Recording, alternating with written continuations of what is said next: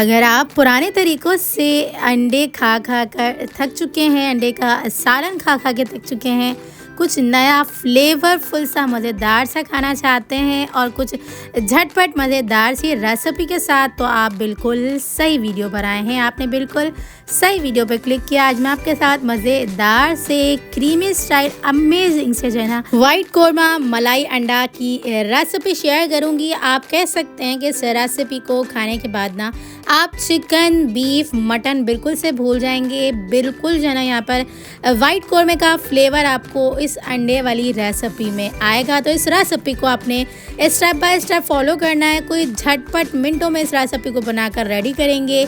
किस तरह के इंग्रेडिएंट्स ऐड किए जाएंगे, कम इंग्रेडिएंट्स में इतनी कोई मज़ेदार फ्लेवरफुल सी ये रेसिपी बन के रेडी होगी। तो इस रेसिपी को आपने स्टेप बाय स्टेप लास्ट तक देखना है। और रेसिपी अच्छी लगे तो रेसिपी को थम्स अप देते हुए, चैनल पर न्यू है तो प्लीज़ चैनल को भी सब्सक्राइब कर लीजिएगा। तो चलें फिर रेसिपी को स्टार्ट करते हैं। बिस्मिल्लाहिर्रहमानिर्रहीम। सबसे पहले ना हमने मेजरिंग कप के हिसाब से यहाँ पर तकरीबन भी जो है ना 300 ml के करीब यहाँ पर हमने जो है ना मेल्टेड घी ऐड कर लिया हुआ है। आप चाहें तो तेल में भी ये रेसिपी बनाकर रेडी कर सकते हैं। तो घी में ना बहुत ज़्यादा फ्लेवरफुल सी बन के रेडी होती है, तो मैंने यहाँ पर घी का इस्तेमाल किया। यहाँ पर ना 2 अदद जो है ना मीडियम साइज़ की प्याज को रफली सा यहाँ पर हमने कट करके ऐड कर दिया हुआ है।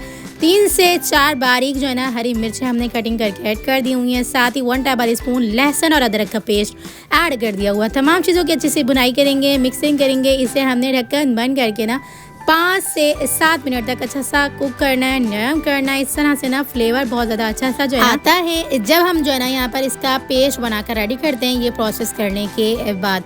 तो यहाँ पर ना 5 से 7 मिनट ही हुए हैं। तो देख सकते हैं आप प्याज है ना नरम हो चुकी हुई हैं। प्याज ने पानी भी छोड़ दिया हुआ है और अच्छे से फ्राई होने की तरफ जा रही हैं। लेकिन हमने इन्हें फ्राई नहीं करना है। इस टाइम पे जो है ना हमने यहाँ पर तकरीबन भी जो है ना हाफ कप के करीब पानी ऐड कर देना है। पानी ऐड करने के बाद भी अच्छे से मिक्सिंग करने के बाद जो है ना यहाँ पर हमने तकरीबन भी जो है ना 8 से 10 यहाँ पर बादाम ऐड कर देने हैं, ताकि पानी के अंदर और तमाम जो है ना यहाँ पर इंग्रेडिएंट्स के अंदर बादाम का जो यहाँ पर छिलका है ना वो भी बहुत ज़्यादा जल्दी से उतर के आ जाएगा। 10 से 12 मिनट के लिए बिल्कुल दम वाली फ्लेम पर रख के छोड़ देंगे जब तक हम अगले प्रोसेस कर लेंगे। तो यहाँ पर हमने अंडों को बॉईल कर लिया हुआ है। इस तरह से कट्स लगा लिए हुए हैं। मैं आपके सामने भी एक अंडे के ऊपर अच्छे से कट्स लगा लेती हूँ, अगर आपको दिख नहीं रहे हैं। देख सकते हैं आप कितने अच्छी तरह से डीप कट्स जो है ना हमने लगा लिए हुए हैं सब तरफ से अच्छी तरह से तमाम अंडों के ऊपर। तो इस तरह से मैंने जो है ना यहाँ पर अंडों के ऊपर कट्स लगाए थे। थोड़े से डीप होने चाहिए, ज़्यादा डीप नहीं। इस तरह से ना तमाम मसाला जो है ना अंडों के अंदर अच्छी तरह से चला जाएगा, तो फ्लेवर बहुत ज़्यादा अच्छा सा जो है ना बन के आएगा हमारे अंडों के अंदर। तो इसे हम साइड पे रखेंगे। और अब हम यहाँ पर जो हमने प्याज, हरी मिर्चें और लहसुन, बादाम को हमने यहाँ पर जो लाइट सा सॉटे किया, नरम किया ना, तो इसे हम चेक कर लेंगे।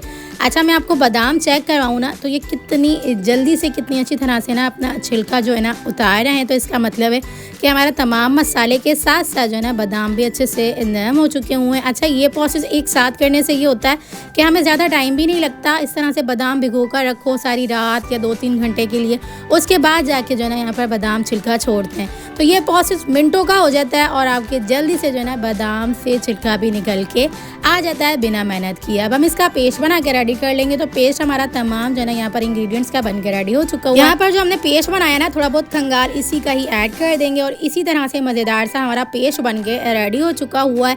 तो मिनटों की यह रेसिपी है, झटपट तरीके से बनाकर रेडी करेंगे। आप अपने तरीके से किसी भी तरह से इस रेसिपी को बनाकर रेडी कर सकते हैं, लेकिन ये जो मैंने तरीका आपको सिखाया है ना, ये बेस्ट तरीका है। कोई तकरीबन मेरा आधे से पौने घंटे के से भी कम आपको टाइम लगेगा और इस रेसिपी को आप बनाकर रेडी कर लेंगे। तो यहाँ पर इसे हम साइड पे रखेंगे और यहाँ पर जो है ना इसी पैन के अंदर, जिस पैन के अंदर हमने यहाँ पर तमाम सब्जियों को लाइट सा फ्राई किया था ना, तो इसी तेल के अंदर हमने यहाँ पर कुछ मसालों को कड़ा लेना है। यहाँ पर 1 अदद बड़ी इलायची, 2 अदद छोटी इलायची, यहाँ पर 1 टेबल स्पून शाह जीरा को लाइट सा कराने के बाद जो हमने पेस्ट बनाकर रेडी किया था वो तमाम ऐड कर देंगे। अच्छी सी मिक्सिंग करनी है, भुनाई करनी है।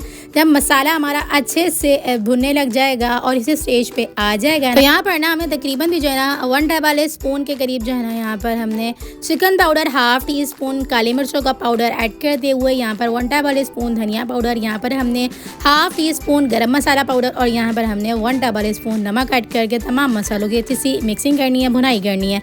अच्छा, मैं आपको बताऊँ सिर्फ और सिर्फ यही मसाले ऐड किए जाएंगे, ज़्यादा तीखे मसाले ऐड नहीं किए जाएंगे, लेकिन ये बेसिक से मसाले हैं, ज़रूर से ऐड करिएगा, फ्लेवर कोई बहुत ज़्यादा अच्छा सा आ जाएगा। मसालों की जब हम अच्छे से भुनाई कर लेंगे ना, तो इसके बाद यहाँ पर हमने तकरीबन भी जो है ना 5 to 6 टेबल स्पून यहाँ पे हमने अच्छा वाला गाढ़ा दही ऐड कर देना है। दही ऐड करने के बाद दही की भी अच्छे से भुनाई करनी है, मिक्सिंग करनी है। ढक्कन बंद करके ना इसे हमने तकरीबन भी जो है ना 5 से 7 मिनट के लिए बिल्कुल दम वाली फ्लेम पर रख के छोड़ देना है। इस तरह से ना दही का फ्लेवर तमाम मसालों के साथ अच्छे से आ जाएगा और दही का भी पानी अच्छे से ड्राई हो जाएगा। ढक्कन बंद करके हम इसलिए कुक करेंगे क्योंकि जब इसकी छींटें उड़ेंगे ना तो वो हार्मफुल होती हैं, तो इसलिए हमने ढक्कन बंद करके इसे कुक किया। तो मसाला हमारा अच्छे से भुन चुका हुआ, जो दही ने पानी छोड़ा था ना वो भी कितनी अच्छी तरह से ड्राई हो चुका हुआ है। देख सकते हैं आप मसाला हमारा कितना अच्छा सा ग्रेवी जो है ना बन चुका हुआ है। तो इस टाइम पे आके ना हमने यहाँ पर तकरीबन भी जो है ना 5 to 6 टेबल स्पून के करीब यहाँ पर हमने जो है ना टेट्रा पैक की फ्रेश क्रीम ऐड कर देनी है। आप किसी भी ब्रांड की ऐड कर सकते हैं, मैंने यहाँ पर ऑलपर्स की ऐड की है। हमेशा की तरह मुझे ऑलपर्स ब्रांड जो है ना बहुत ज़्यादा पसंद है, तो इसका फ्लेवर बहुत ज़्यादा अच्छा होता है, तो इसलिए ना मैं ये हमेशा जो है ना अपने खानों में इस्तेमाल करती हूँ। तो यहाँ पर ना हमने अच्छी सी मिक्सिंग करनी है। देख सकते हैं आप कितनी अच्छी तरह से जो है ना ये क्रीम मेल्ट हो रही है। इसकी एक यही खासियत होती है कि ये बहुत ज़्यादा अच्छी तरह से मेल्ट हो जाती है और बहुत ज़्यादा अच्छा सा क्रीमी सा टेक्सचर जो है ना हमारे खानों के अंदर देती है। तो यहाँ पर ना हमने क्रीम को ना बहुत ज़्यादा अच्छी तरह से मेल्ट करना है और अच्छी तरह से मेल्ट करने के बाद जो है ना ये इस फॉर्म में आ जाएगी।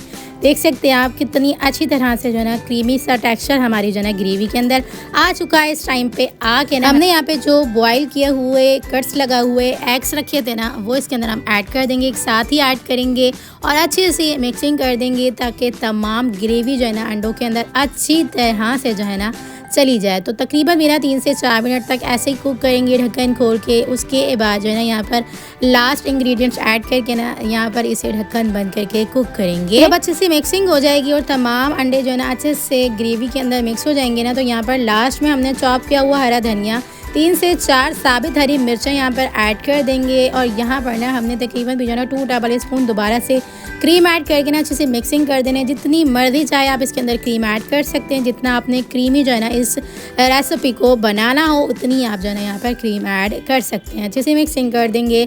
मिक्सिंग करने के बाद जो है ना इसे हमने लास्ट में ना तकरीबन भी 1 टेबल स्पून क्रश किया हुआ हाथों से यहाँ पर हमने कसूरी मेथी ऐड कर देनी है। इस तरह से ना फ्लेवर कोई अलग लेवल का आएगा। आप यकीन करें, एक बार इस रेसिपी को ट्राई करके देखिएगा, आपको बिल्कुल भी नहीं लगेगा कि आपने अंडा कौरमा खाया है, आपको ऐसा लगेगा कि आपने कोई मटन या चिकन हांडी खाई है।